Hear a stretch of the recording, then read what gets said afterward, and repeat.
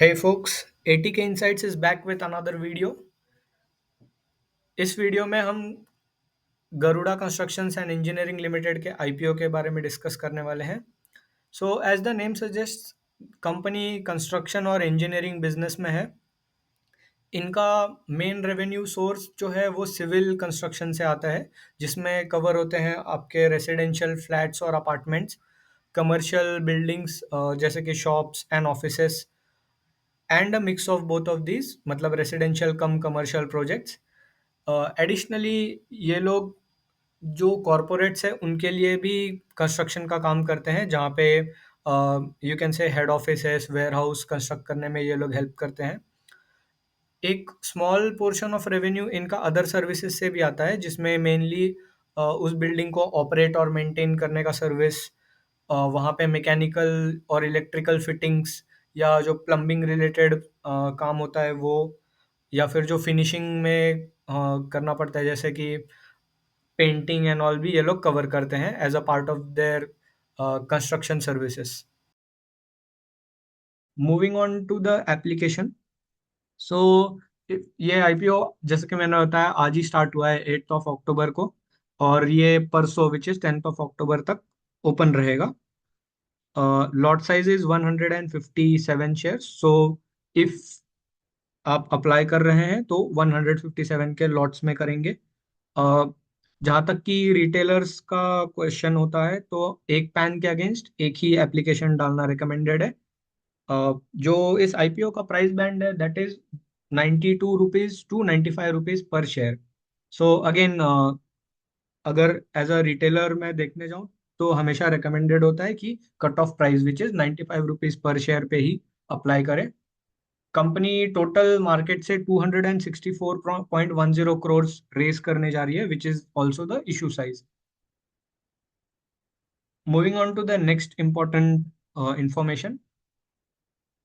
जो कंपनी पैसा रेज कर रही है वो मेनली दो ऑब्जेक्टिव्स के लिए है. First is working capital requirement and next is general corporate purposes. So working capital requirement is mainly जो भी मेरे डे टू डे ऑपरेशंस है, रेवेन्यू जनरेटिंग, उसमें जितना भी मेरा पैसा ब्लॉक होता है वो मेरा वर्किंग कैपिटल होता है.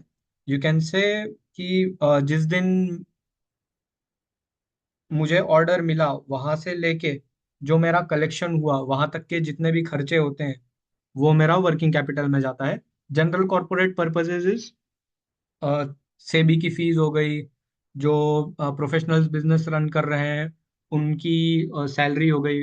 वो सारे जो एक्सपेंसेस है वो जनरल कॉर्पोरेट पर्पसेस के लिए बोला जाता है. सो कंपनी इन दो रीजंस के लिए पैसे उठा रही है. Next we move on to the strength. अभी ये कंपनी है जो मेनली फोकस्ड है अपने कंस्ट्रक्शन बिजनेस में ही. सो अभी तक ये लोग रेसिडेंशियल और कमर्शियल बिल्डिंग्स बनाते थे.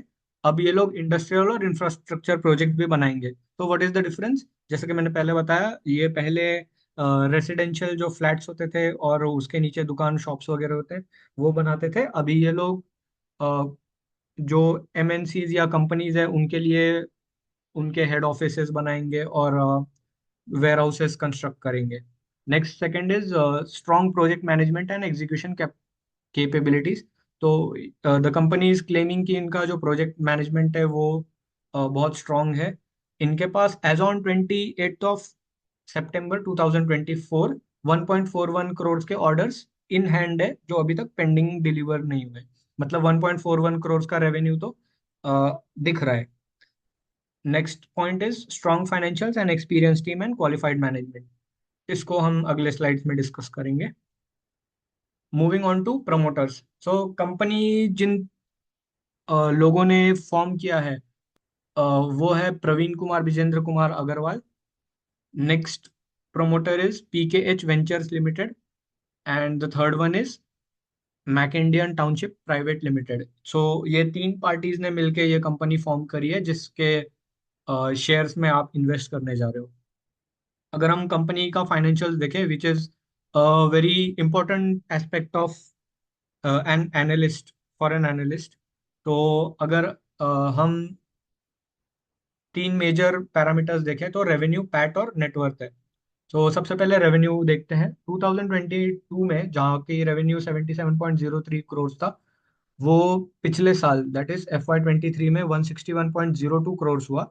और करंट ईयर में एक डिप आया है which is not major, 154.47 crore पे अभी करंट ईयर में कंपनी ने फाइनेंशियल्स क्लोज किए हैं। अगर हम पैट देखने जाएं तो you will see same trend, 18.78 crore FY22 में था, जो कि बढ़ के 40.8 करोड़ FY23 में हुआ। बट अगेन एक डिप आया as compare to previous year, और FY24 में 36.44 करोड़ पे क्लोज हुआ है। अगर हम नेटवर्थ देखने जाएं तो 41.79 करोड़ FY22 में था, FY23 में जो कि बढ़ के 82.61 करोड़ हो गया, और FY24 में 119.01 करोड़ हो गया। Now moving on to the next slide. अगर हम टाइमलाइन देखने जाएं तो एज डिस्कस्ड अर्लियर, 8 अक्टूबर को आईपीओ स्टार्ट होने वाला है, विच इज आज। परसों तक चालू है, October 10 तक। बाय 11th फाइनलाइज हो जाएगा किसको अलॉटमेंट मिला है और किसको नहीं। तो expect the announcement between 11th and 12th, generally 12th तक तो फाइनल अलॉटमेंट आ जाना चाहिए। By 14 you should be able to see the shares, मतलब शेयर्स आपके डीमैट में दिखने स्टार्ट हो जाएंगे बाय द एंड ऑफ 14, और 15 को शेयर लिस्ट होने वाला है स्टॉक मार्केट्स पे।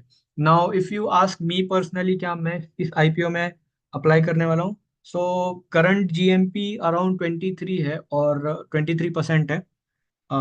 बट मार्केट भी काफी ज्यादा वोलेटाइल है, तो जो भी मिडिल ईस्ट में वॉर लाइक सिचुएशन है उसके वजह से।